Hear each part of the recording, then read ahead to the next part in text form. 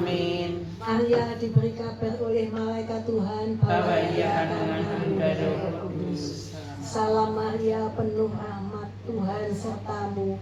Terpujilah engkau di antara wanita, dan terpujilah buah tubuhmu, Yesus. Santa Maria, Bunda Allah, doakanlah kami yang berdosa ini, sekarang dan waktu kami mati. Amin. Aku ini hamba Tuhan, Terjadilah padaku menurut perkataanmu. Salam Maria, penuh rahmat, Tuhan sertamu. Terpujilah engkau di antara wanita, dan terpujilah buah tubuhmu, Yesus. Santa Maria, Bunda Allah, doakanlah kami yang berdosa ini, sekarang dan waktu kami mati. Amin. Sabda sudah menjadi manusia Dan tinggal di antara kita. Salam Maria, penuh rahmat, Tuhan sertamu. Terpujilah engkau di antara wanita, dan terpujilah buah tubuhmu, Yesus. Santa Maria, Bunda Allah, doakanlah kami yang berdosa ini, sekarang dan waktu kami mati. Amin. Doakanlah kami ya Santa Bunda Allah, Supaya kami dapat menikmati janji Yesus. Allah berdoa. Ya Allah, karena kabar malaikat kami mengetahui bahwa Yesus Kristus Putramu menjadi manusia. Curahkanlah rahmat-Mu dalam hati kami, supaya karena sengsara dan salibnya kami dibawa kepada kebangkitan yang mulia, sebab Dialah Tuhan dan pengantara kami. Amin. Dalam nama Bapa dan Putra dan Roh Kudus. Amin. Selamat malam Bapak Ibu dan Sister yang berkasih dalam Kristus. Berkah dalam. Pada malam hari ini kita akan mengadakan pertemuan APP yang ketiga dengan tema meninggalkan sikap ketidakpedulian, mengembangkan tanggung jawab sosial. Pada pertemuan APP yang ketiga ini, kita semua akan belajar memahami dan menyadari akan berkat dan rahmat Tuhan yang telah kita terima selama ini. Di mana rahmat itu adalah sumber daya yang dapat dimanfaatkan untuk kebaikan sesama, terutama yang membutuhkan. Mungkin bagi kita hanyalah hal kecil, namun bagi sesama yang membutuhkan, bisa jadi hal itu adalah sangat penting dan besar artinya karena sangat sesuai dengan kebutuhannya. Berkat dan rahmat yang dimaksud di sini bukan hanya dalam bentuk materi semata, melainkan bisa juga berupa nasihat, pengetahuan, keterampilan, dan koneksi. Jadi, kebutuhan setiap orang itu berbeda-beda. Dan apabila kita bisa membantu dengan sikap peduli dan berusaha mengembangkan tanggung jawab sosial, pasti akan berkenan kepada Allah. Karena kita masing-masing adalah manusia yang bersifat individu dan sosial. Ketidakpedulian dan keengganan kita untuk menjadi saluran berkat bagi sesama yang membutuhkan bisa membawa kita masuk dalam dosa karena tidak melaksanakan kehendak Allah, di mana setiap kita hendaknya saling mengasihi dan mewujud nyatakan kasih itu dalam tindakan seperti berbagi rezeki, berbagi ilmu pengetahuan, berbagi keterampilan, dan sebagainya. Bapak Ibu dan Saudara yang terkasih, sebelum kita mulai pertemuan ini pada malam hari ini, marilah kita membuka dengan lagu pembuka nomor 375, Datanglah di Sisiku.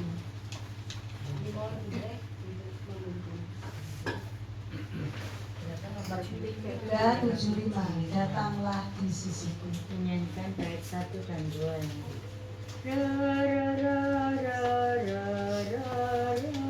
Monggo. Datanglah di sisiku, Engkau Tuhan cahaya hidupku. Hati sepi, ku sendiri.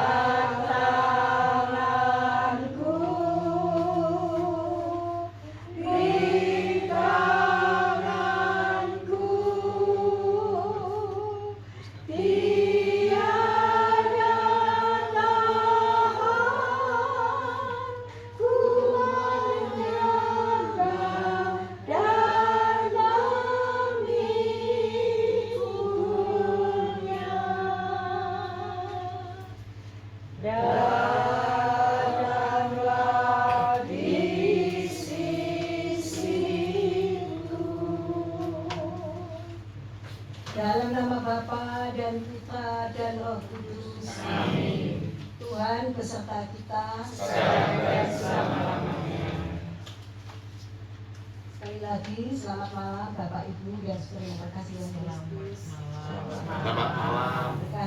Berkah dalam. Pada malam hari ini kita akan melaksanakan pertemuan APP yang ketiga dengan tema meninggalkan sikap ketidakpedulian, mengembangkan tanggung jawab sosial.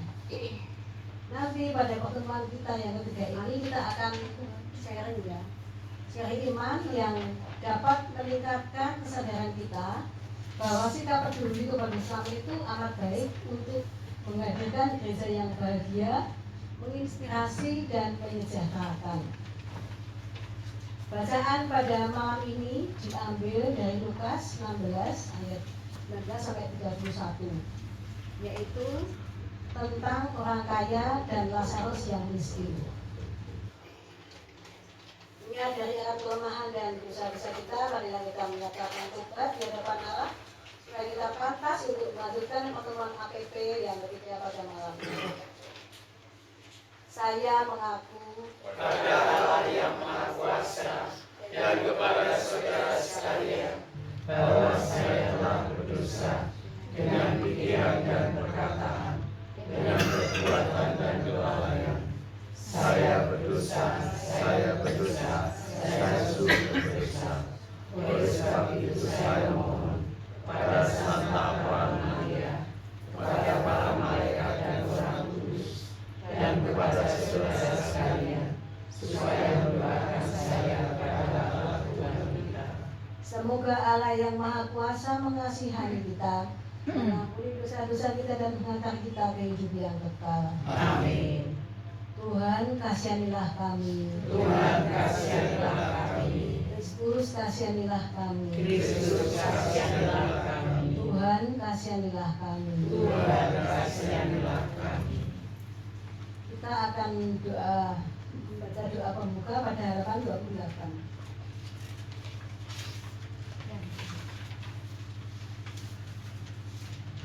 Kita baca bersama-sama.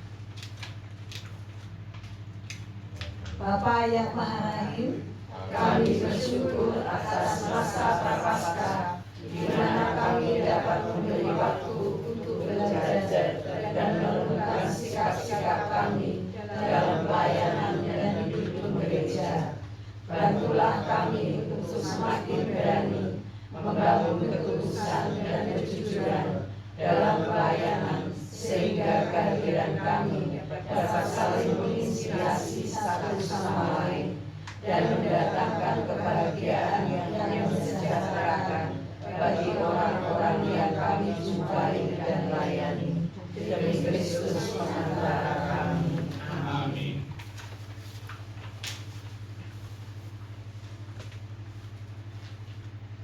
Tuhan beserta kita. Sekarang dan selama-lamanya. Inilah Injil suci menurut Santo Lukas. Dimuliakanlah Tuhan. Orang kaya dan Lazarus yang miskin. Ada seorang kaya yang selalu berpakaian jubah ungu dan kain halus, dan setiap hari ia bersukaria dalam kemewahan. Dan ada seorang pengemis bernama Lazarus, badannya penuh dengan borok, berbaring dekat pintu rumah orang kaya itu, dan ingin menghilangkan laparnya dengan apa yang jatuh dari meja orang kaya itu. Malahan anjing-anjing datang dan menjilat boroknya. Kemudian matilah orang miskin itu, lalu dibawa oleh malaikat-malaikat ke pangkuan Abraham. Orang kaya itu juga mati lalu dikubur. Dan sementara ia menderita sengsara di alam maut, ia memandang ke atas, dan dari jauh dilihat Abraham dan Lazarus duduk di pangkuannya. Lalu ia berseru katanya, "Bapa Abraham, kasihanilah aku. Suruhlah Lazarus supaya ia mencelupkan ujung jarinya ke dalam air dan menyejukkan lidahku, sebab aku sangat kesakitan dalam nyala api ini." Tetapi Abraham berkata, "Anak, ingatlah bahwa engkau telah menerima segala yang baik sewaktu hidupmu, sedangkan Lazarus segala yang buruk. Sekarang ia mendapat hiburan dan engkau sangat menderita. Selain daripada itu, di antara kami dan engkau tentang orang yang tak terseberangi, supaya mereka yang mau pergi dari sini kepadamu, ataupun mereka yang mau datang dari situ kepada kami, tidak dapat menyeberang. Kata orang itu, kalau demikian, aku minta kepadamu Bapa, supaya engkau menyuruh dia ke rumah ayahku, sebab masih ada 5 orang saudaraku, supaya ia memperingati mereka dengan sungguh-sungguh, agar mereka jangan masuk kelak ke dalam tempat penderitaan ini. Tetapi kata Abraham, ada pada mereka kesaksian Musa dan para nabi. Baiklah mereka mendengarkan kesaksian itu. Sebab orang itu tidak bapa Abraham, tetapi jika ada seorang yang datang dari antara orang mati kepada mereka, mereka akan bertobat. Kata Abraham kepadanya, jika mereka tidak mendengarkan kesaksian Musa dan para nabi, mereka tidak juga akan mau diyakinkan sekalipun oleh seorang yang bangkit dari antara orang mati. Demikianlah sabda Tuhan. Terpujilah Kristus. Bapak Ibu, di sini ada pendalaman dari bacaan di atas. Ada 3 poin kami mohon bergiliran dari Mbak Intan ke sana.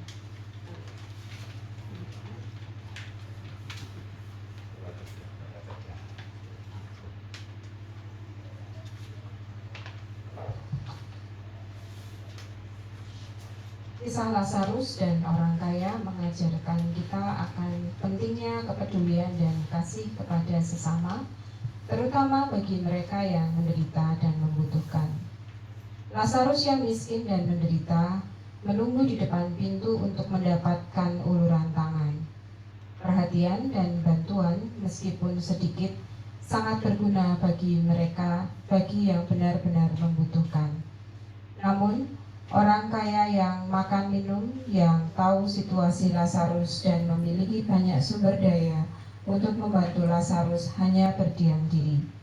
Ia gagal menunjukkan belas kasihan dan karenanya jatuh ke dalam dosa dan menghadapi konsekuensi atas ketidakpeduliannya.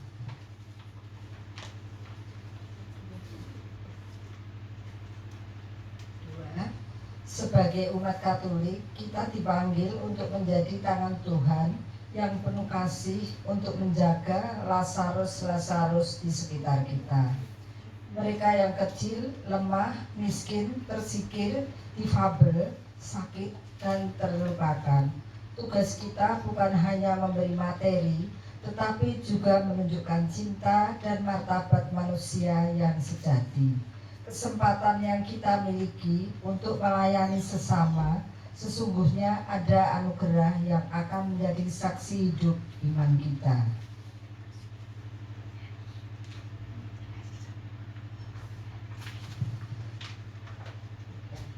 Hari ini mengajarkan kepada kita bahwa sumber daya yang kita miliki adalah titipan Tuhan yang harus digunakan untuk memberkati sesama. Sikap acuh tak acuh dan tidak peduli kepada sesama membawa dampak rohani bagi kehidupan pribadi seseorang. Sebaliknya, pelayanan dengan rendah hati dan penuh kasih adalah cara kita mengikuti teladan Kristus. Setiap kebaikan, sekecil apapun, membawa dampak besar bagi mereka yang membutuhkan.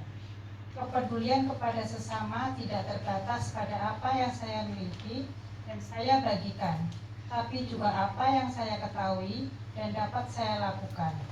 Pengetahuan jejaring juga merupakan sumber daya yang dapat kita gunakan untuk membawa kesejahteraan bagi sesama.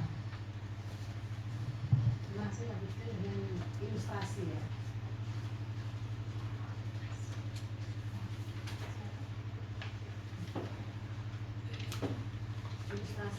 Ilustrasi.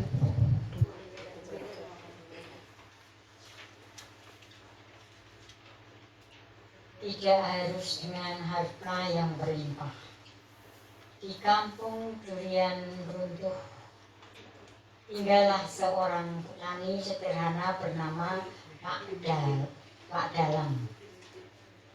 Di jajaran pemerintahan desa, Pak Dalang juga ditunjuk sebagai anggota bidang kesejahteraan dan masyarakat. Tugasnya adalah mendata masyarakat yang membutuhkan bantuan agar nanti dapat diajukan untuk menerima bantuan dalam bentuk bansos dan program kesejahteraan yang lain.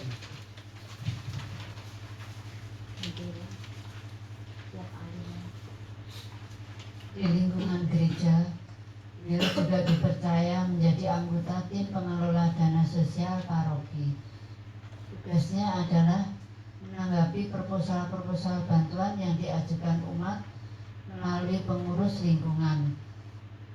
Pak Dalang dengan tekun dan setia meluangkan waktu setelah pulang dari sawah untuk memverifikasi data dan situasi yang dinarasikan dalam proposal bantuan. Hal ini ia lakukan sebagai dasar laporan dan pertimbangan saat rapat tim agar dapat menyalurkan dana bantuan yang layak dan tepat sasarannya. Tidak hanya itu, sembari melakukan verifikasi data, Pak Dalang juga menyempatkan diri untuk mampir ke warga sekitar yang ia lewati, mencari tahu kalau ada warga yang sakit atau membutuhkan bantuan.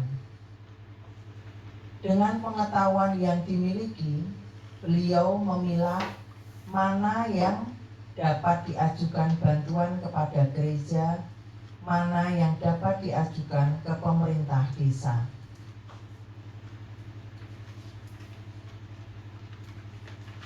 Pak Dalang memang petani yang sederhana, tidak memiliki banyak harta, namun kepedulian, kesetiaan, ketekunan, dan tanggung jawabnya terhadap tugas yang dipercayakan kepadanya telah membawa banyak sukacita bagi sesama. Terima kasih. Dari bacaan yang baru saja kita dengarkan, di sini kita belajar dari tokoh Pak Dalang yang memang sangat peduli dengan lingkungan dan mau mengambil tindakan supaya dia bisa menjadi penolong ataupun menjadi orang yang memberikan suatu dampak yang positif kepada warga. Ini adalah tanggung jawab kita semua sebetulnya. Jadi kita diharapkan menjadi orang seperti Pak Dalang ini, yaitu yang peduli dengan sesama dan mengembangkan sikap tanggung jawab sosial di lingkungan kita. Di sini ada pertanyaan mengenai bacaan yang baru saja kita dengarkan. Pertanyaan pertama, masih adakah Lazarus di sekitar kita hari ini? Monggo yang akan menyampaikan sharing. Mungkin ada sedikit ya. Masih adakah Lazarus di sekitar kita hari ini? Lazarus modern itu tidak berarti pengemis di depan gerbang, tetapi mereka yang mengalami kemiskinan. Itu bisa di berbagai bentuk. Misalnya bisa seperti contohnya lansia yang hidup sendiri, mereka yang sehat secara fisik namun kesepian dan kesulitan memenuhi kebutuhan nutrisi harian. Lalu ada lagi mungkin keluarga dengan masalah kesehatan kronis, mereka yang mampu makan tetapi tabungannya habis atau bahkan berhutang untuk biaya pengobatan jangka panjang. Lalu anak-anak yang putus sekolah atau terkendala biaya. Remaja yang memiliki potensi namun harus bekerja membantu orang tua karena biaya seragam atau transportasi yang tidak terjangkau. Kemudian yang paling kita perhatikan itu adalah warga difabel. Mereka yang memiliki keterbatasan akses terhadap lapangan kerja atau bantuan alat bantu kesehatan untuk mereka. Mungkin itu. Terima kasih Ibu Dwi. Ada yang lain? Monggo.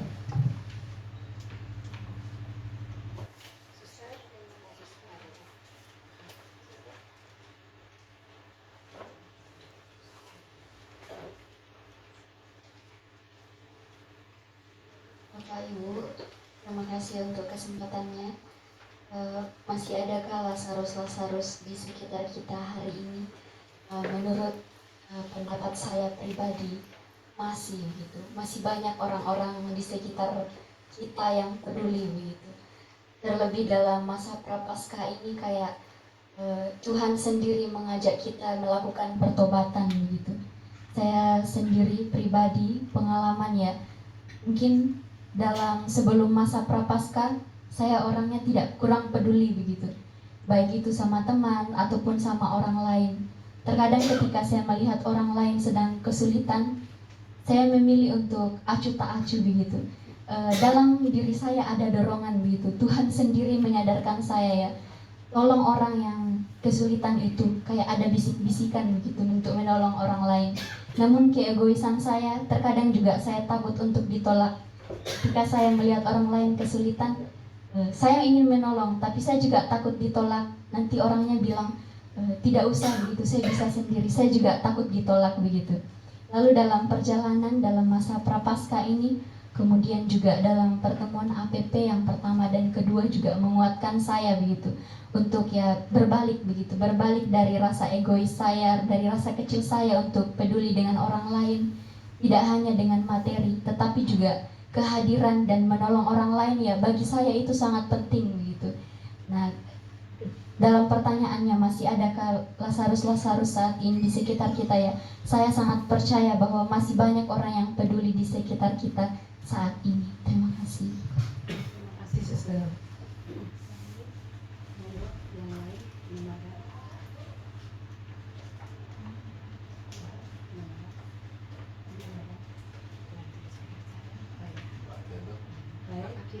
Pak Dianto mau Nih, Pak Dianto kalau nggak ada suaranya kalau nggak masuk YouTube itu harus. Terima kasih. Tadi yang dicontohkan Mbak Lili sangat menyentuh, sangat aktual ya. Lazarus itu banyak sekali ya, tidak hanya seperti Lazarus sang pengemis, tetapi orang yang berduka misalnya kehilangan saudaranya yang sedang meninggal, itu juga Lazarus keluarganya karena sedih, ya kan? Perlu kehadiran orang-orang untuk memberikan penghiburan kepada orang yang sedang duka.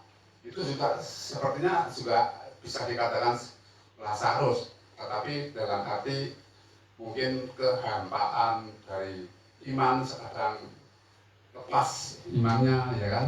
Bisa juga karena kesedihan, bisa karena tidak punya harapan.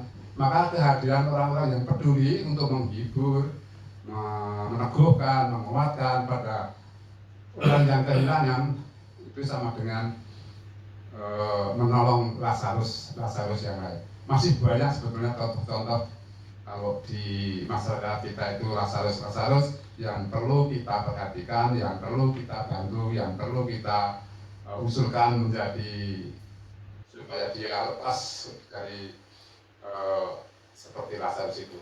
Terima kasih. Terima kasih Pak Dianto. Kita mengejar pada pertanyaan kedua. Sumber daya apa yang lingkungan miliki untuk memberi perhatian dan bantuan kepada mereka? Jadi dari pengurus lingkungan bisa memberikan masukan atau menyampaikan sharingnya.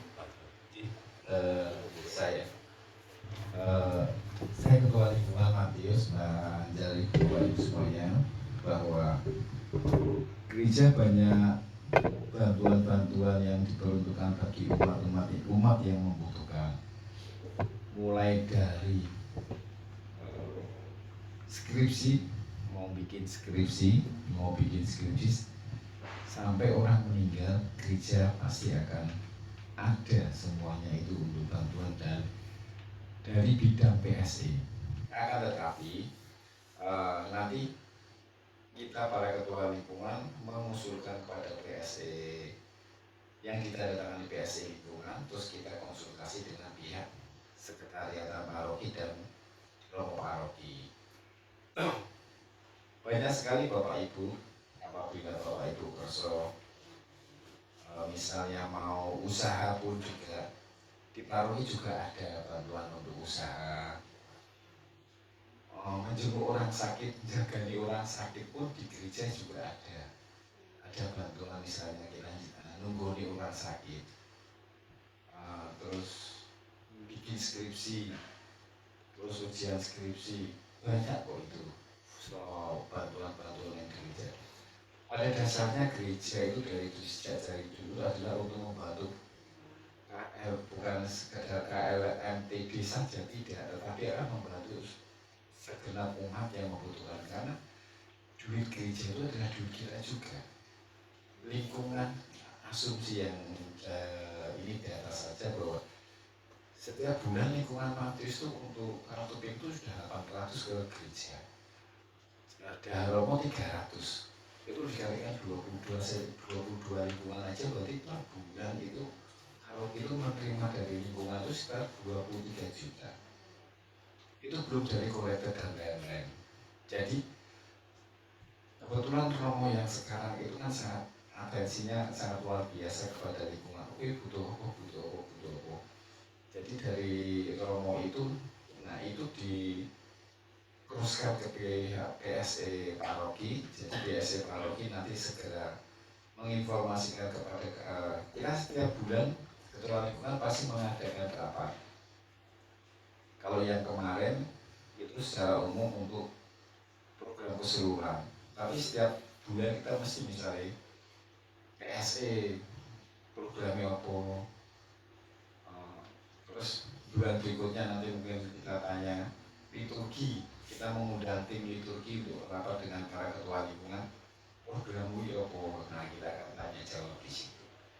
Jadi pada dasarnya jangan takut Bapak Ibu, nanti kita dari saya sebagai pengurus sebagai ketua akan membantu semaksimal saya apabila ada umat yang membutuhkan bantuan itu untuk keperluan usaha, sekolah, ataupun kebetulan gerak atau maaf untuk meninggal, itu pasti ada semuanya dari paroki. Demikian dari saya. Mungkin saya menambahkan ya yang sumber daya tadi ya. Sumber daya itu bukan hanya dari uang aja. Kalau saya bilang dari seperti tadi itu sebenarnya ya kayak misalnya kayak Bu Intan yang dosen Inggris, ya kan, Bu Lili yang bisa bikin roti, ya kan, terus mungkin Bu Leli yang bisa jahit. Bisa nggak Bu? Sedikit ya. Nah, seperti itu kan yang bisa punya keahlian itu bisa mengajak umat ataupun orang yang misalnya ya seperti contohnya kalau Bu Intan bisa mengadakan di lingkungan ataupun di paroki, bisa semua ibu-ibu yang seperti ini, jadi kita mau pertemuannya seperti yang di biara kapel Bintang Samudra ya. Ya, nah, kita pertemuannya pakai bahasa Inggris nanti Pak. Ya, nah, sekali-sekali ya. Sekali-sekali kan seperti itu bisa, ya kan. Nah, itu adalah sumber daya. Jadi jangan berpikir sumber daya itu dari uang aja, Ibu, ya. Jadi kita punya apa, kita pinter apa, mungkin Mbak Seli bisa bikin cimol, nanti kan bisa, ya. Talenta itu kan kita ajarkan semua, jadi mungkin menjadikan UKM kita di lingkungan. Nah, itu yang sebenarnya yang harus kita dengan masa APP pertemuan yang ketiga ini, ayo kita dari potensi kita di luar dari material. Kalau material itu udah tadi Pak ketua lingkungan kita sudah menyatakan di gereja itu banyak yang belum disalurkan ya, tinggal kita menjawilkan umat yang KLMTB tadi itu yang membutuhkan. Mungkin itu aja Bu, terima kasih. Saya mau menanyakan ini Pak, kepada Pak Wibi ya. Misalnya saya tuh pengen bantu untuk usaha, itu bagaimana Pak? Langkah-langkahnya supaya saya bisa mendapatkan dana yang saya butuhkan.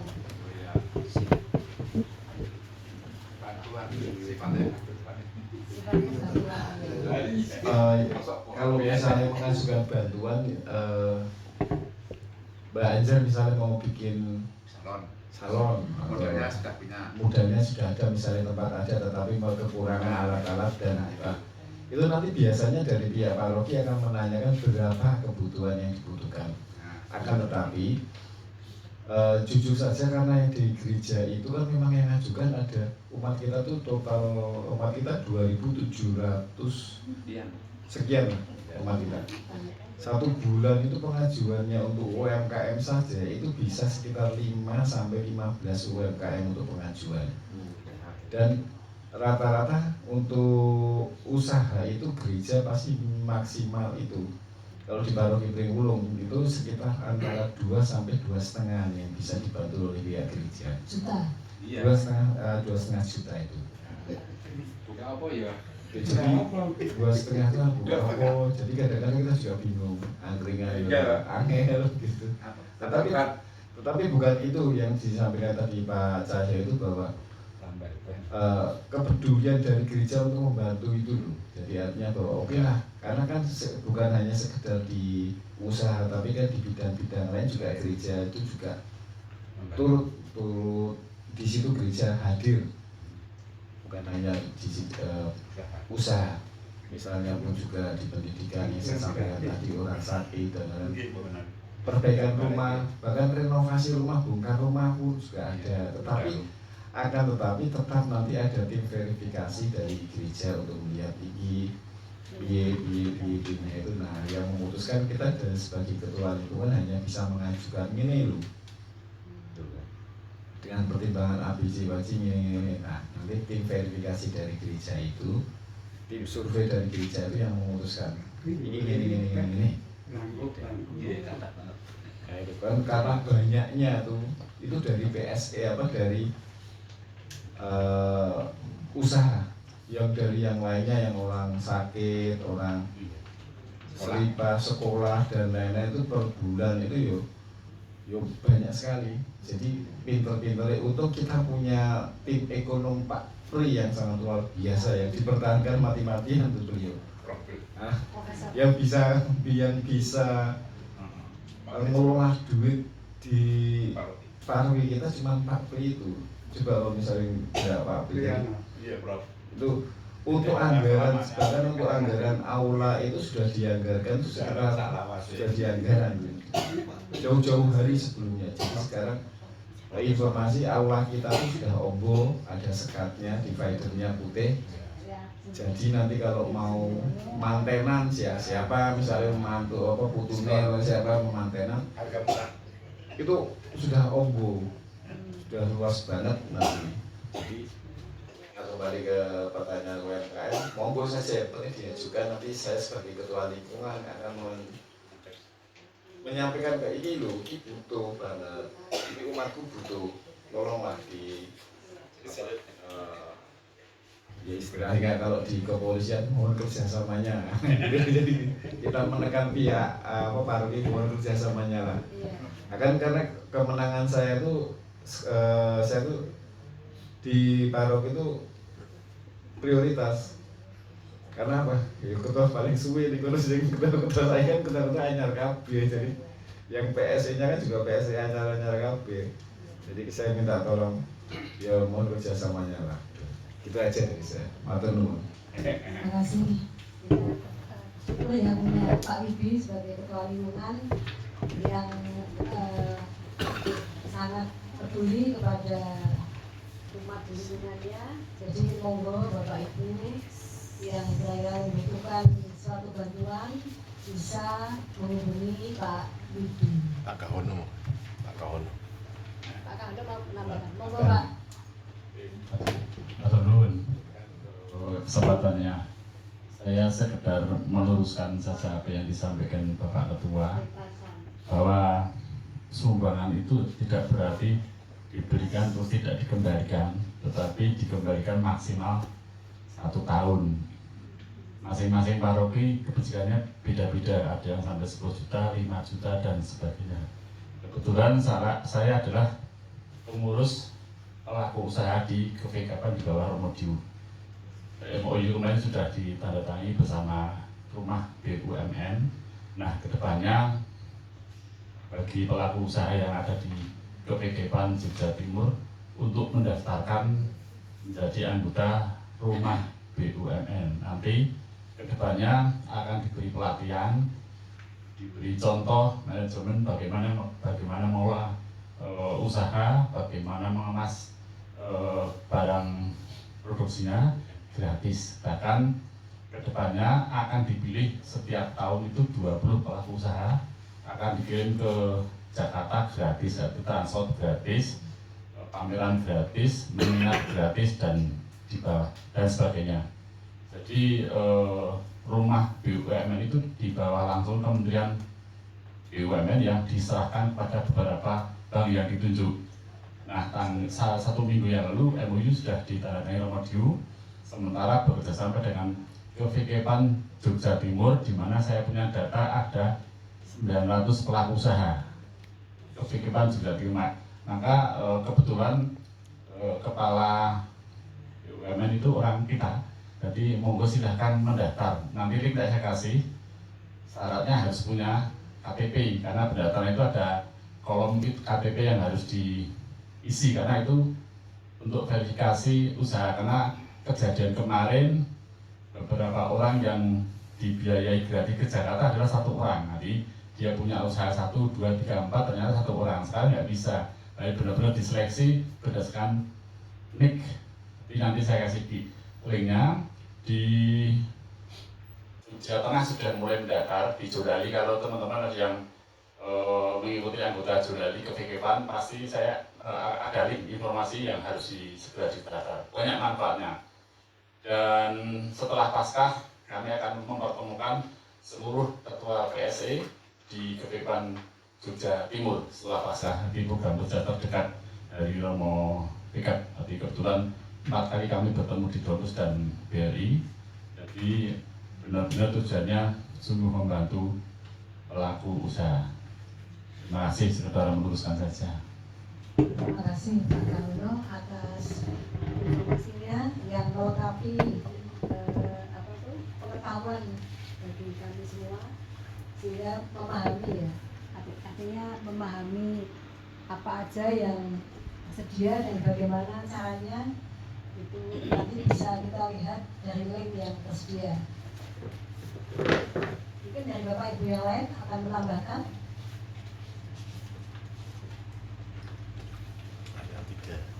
Pertanyaan ketiga, peluang bantuan apa saja dari gereja maupun dari pemerintah yang dapat dimanfaatkan untuk membantu mereka? Saya kira sama tadi ya. Ini saya kira sama. 2, 3 ini saya rasa sama. Baik, kalau tidak ada yang menambahkan, kita lanjutkan dengan doa umat. Allah Bapa yang Maha Baik, dengan kerendahan hati kami panjatkan berada permohonan kepada kami bagi seluruh umat Allah. Ya Bapa, ajarilah seluruh umatmu untuk selalu peduli kepada kebutuhan sesama, agar gerejamu tumbuh menjadi gereja yang bahagia, menginspirasi dan menyejahterakan. Marilah kita mohon, kabulkanlah doa kami ya Tuhan. Bagi para pemimpin gereja, ya Bapa, bimbinglah para pejabat gerejamu agar mampu meneladani Tuhan Yesus untuk selalu mengasihi sesama dan sungguh menjadi kepanjangan tangan Tuhan yang Maha Kasih, yang senantiasa hadir dan memberikan pertolongan bagi setiap orang yang membutuhkan. Marilah kita mohon, kabulkanlah doa kami ya Tuhan. Bagi umat di lingkungan Matius, Ya Bapa, bimbinglah umat-Mu di lingkungan Matius untuk peduli kepada Lazarus yang ada di lingkungan kami. Berilah kami sikap yang mau peduli untuk menolong dan ikut mengembangkan tanggung jawab sosial dengan hati yang terbuka. Marilah kita mohon. Marilah kita berdoa dalam hati untuk uji pribadi kita masing-masing.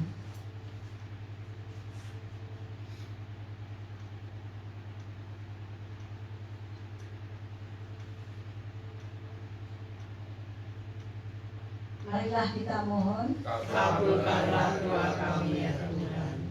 Marilah kita satukan doa kita dengan doa yang disampaikan Tuhan Yesus. Bapa kami yang ada di surga, dimuliakanlah namamu, datanglah kerajaan-Mu, jadilah kehendak-Mu di atas bumi seperti di dalam surga.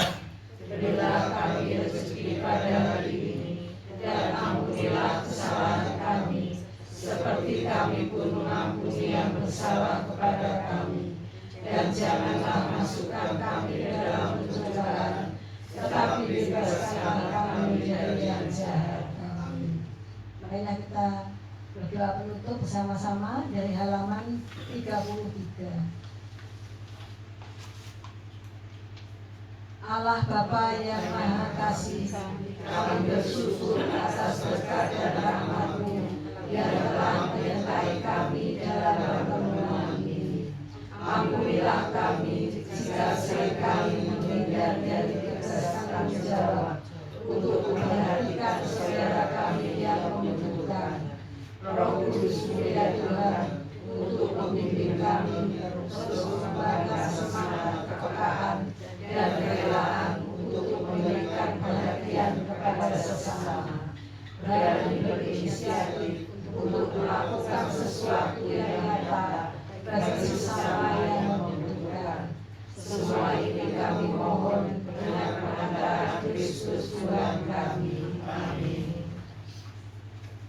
Tuhan beserta kita sekarang dan selama-lamanya. Semoga Allah yang Maha Kuasa memberkati kita dan orang-orang yang kita doakan dalam nama Bapa dan Putra dan Roh Kudus. Amin.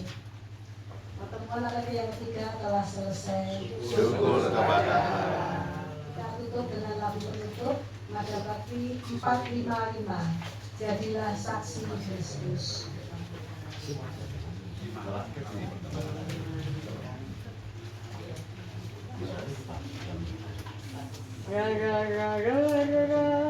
Maka sesudah dirimu disamakan, jadilah saksi Kristus.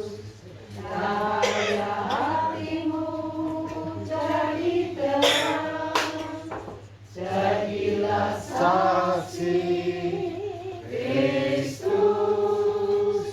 Tujuan hidupku jadi nyata, jadilah saksi Kristus.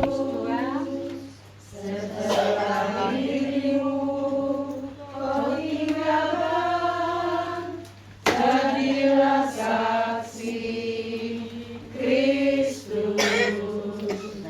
Cahaya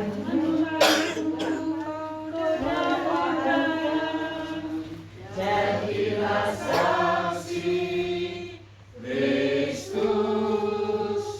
Api cinta Kristus kau kobarkan, jadilah saksi Kristus. 8. Dalam membangunkan masyarakat, jadilah saksi Kristus. Dalam meningkatkan nasib rakyat, jadilah saksi